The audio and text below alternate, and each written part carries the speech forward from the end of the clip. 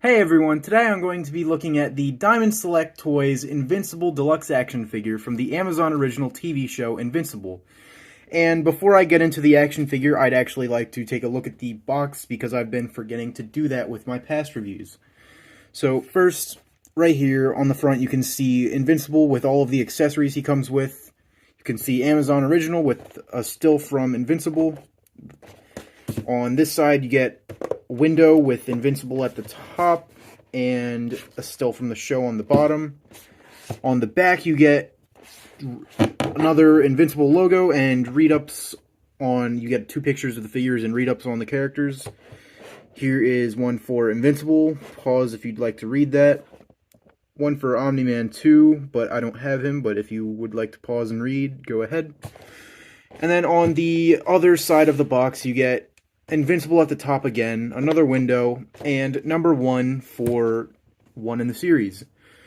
So, now that that's been done, I'm going to crack the figure open, and I'll see you there. So here is the Invincible figure out of the package, and at first glance, he doesn't actually look that good. On camera, his colors look a lot better. Like, if you see on the box, the colors on his suit actually match.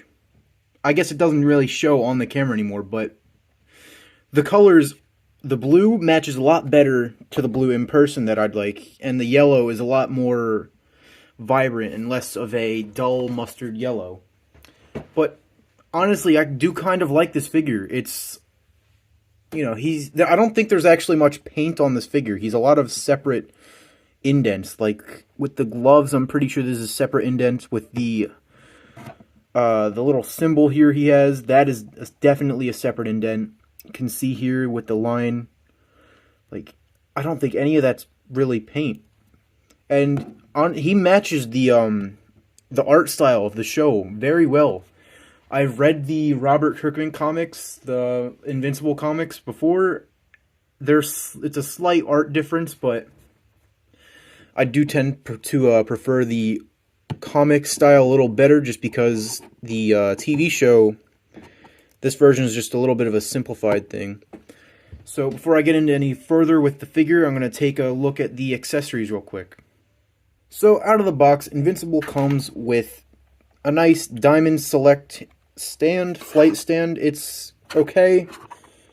They're like, I think they're ratchet jointed. It's clunky, it's loud. These little things tend to pop off very easily. It's best to take them off, put them in a pose, and then put the stand back together the way that you like it. Next, Invincible comes with this kind of rubble-looking thing. It looks okay. If you want, you can kind of use one of the other hands that he comes with. So, I don't know, like, use it as like a weapon or something.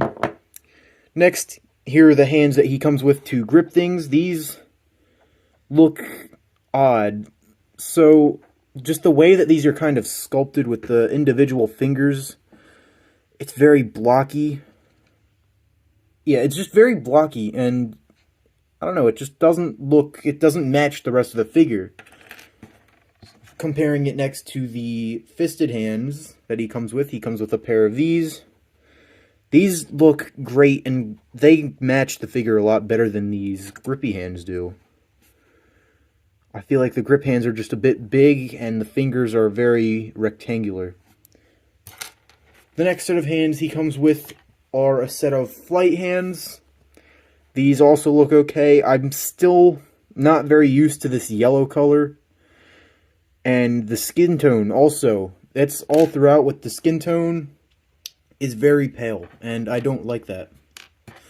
For the last hand, he comes with a glove, and for that glove there's a nice baseball and a throwing kind of in motion effect for the baseball, which also has a peg hole right here. But I wouldn't recommend putting that in this stand. I feel like it's meant to be with the stand that comes with Omni-Man. And then for his last accessory is this is actually the base head that he comes on with. This is the smiling Mark head, and then here is the angry head.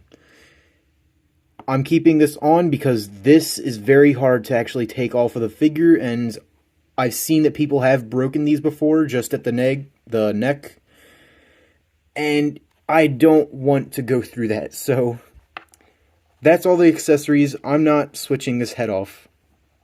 So next, let's go into articulation.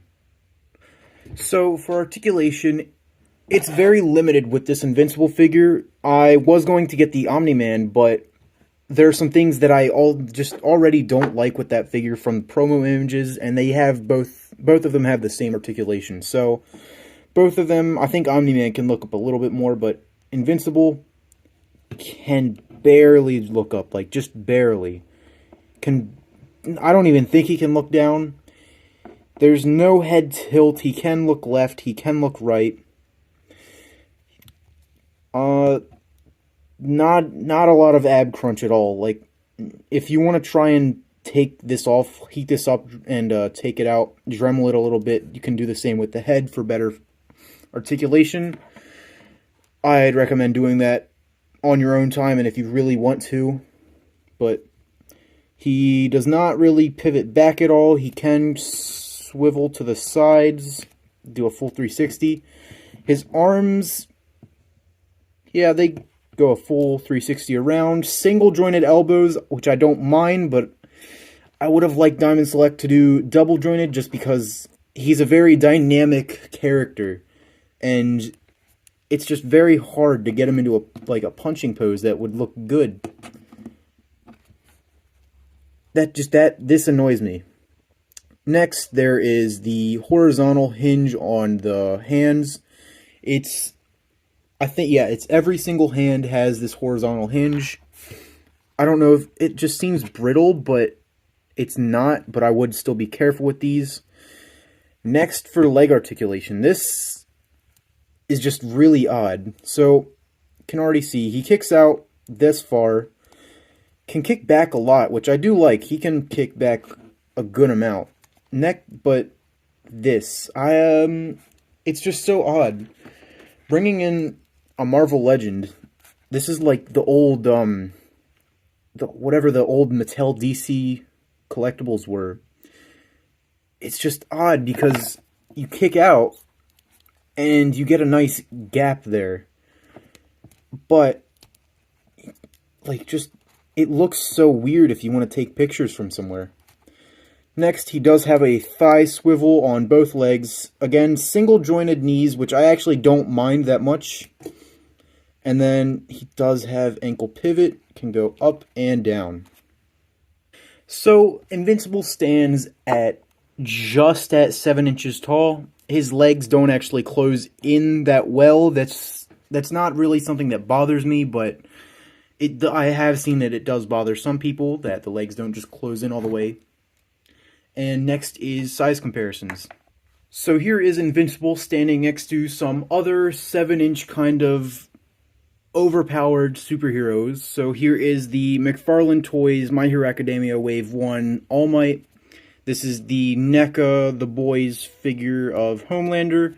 And then this is the Zack Snyder's Justice League Superman from McFarlane Toys. And these all scale pretty well together. I don't mind how stylized Invincible is. Like, if there ever is a realistic take on him from a 7-inch line, I will definitely pick that up.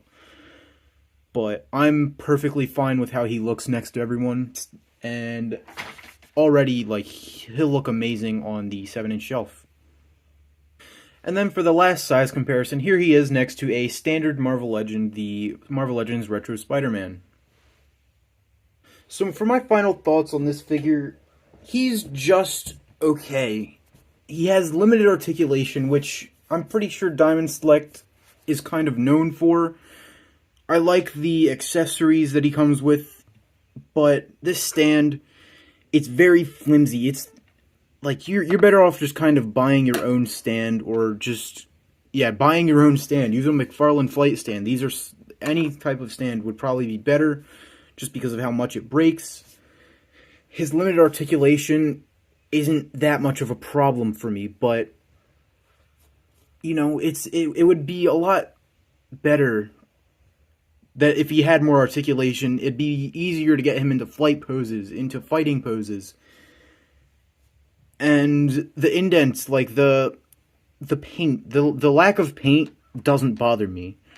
What does bother me is how pale he is.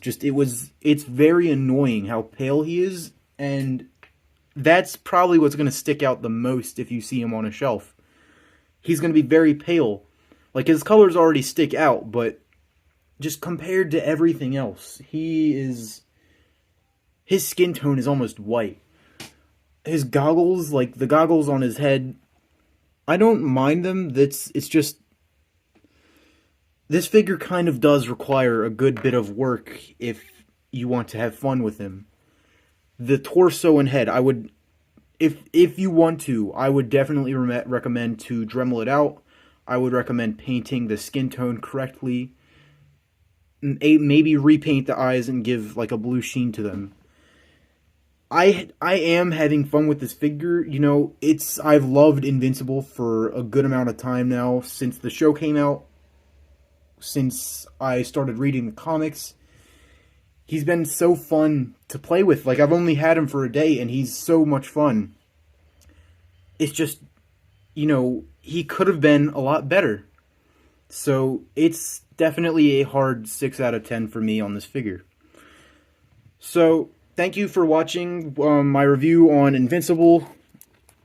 Next week's is going to be the Star Wars The Black Series Darth Revan from the Archive line. That's probably, next week's video is probably going to be the last review that I'm going to have for a while, and then I'm just going to probably put out my yearly collection update. And so after those two videos, I'm most likely just going to be, I'm probably going to be doing my next review on sometime in August or in January. So, as always, thank you for sticking with me for these past few weeks. This has been such a fun experience just trying this out. I've had a lot of fun doing this. Please leave a comment, leave a like, and subscribe. I'm not going to stop doing action figure reviews. This has been fun, but I will be cutting back on these. So, again, please leave a like, leave a comment about what I can do better and what you liked about the video, and if you would like to, please subscribe and support my channel. Bye.